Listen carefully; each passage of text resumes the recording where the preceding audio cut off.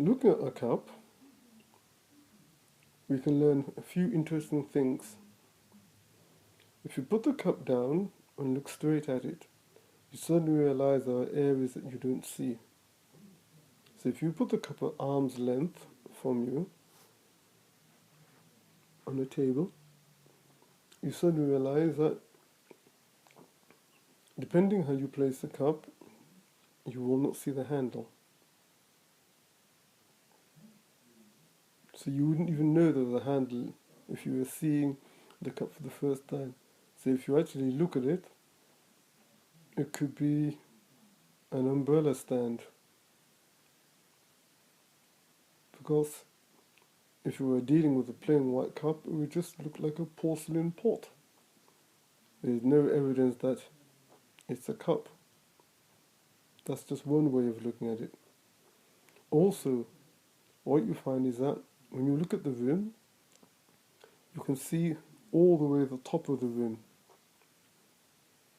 And what you will notice that depending if you're in a room that's lit or not lit, you'll suddenly realize that light is bouncing off the top of the cup. Because this is a shiny cup, I expect it to be reflecting light. Now I'm going to turn the cup around so that I've got one side. And the side that I'm looking at, I can see one side of the handle. And these are the things that I can see. The cup is sitting down on a surface. I'm not going to tell you what that surface is yet. But the surface that it's on has produced a shadow. And I see a shadow that is beneath the handle. And the shadow is pointing in my direction. So when I look at the edge of the cup, at the bottom, where the cup meets the surface that it's on, it's all shadow. I cannot see on the other side. And some of you may say, well, that's obvious. But the whole science about observation is to note the obvious. The more things that you can note that are obvious, the better your observation. And if you think that that is a load of nonsense or ridiculous, then think of all those hyper-realistic artists or those who do photorealistic drawings. These artists can only put in the things that they have observed. Obviously, they've got the technique. Seeing is one thing, replicating is another. I.e., you may hear somebody's name and it sounds correct when you hear it, but it's only when you go to repeat the name will you know if you have actually heard it properly. And when I look at this cup, I notice light is being reflected off the top of the handle.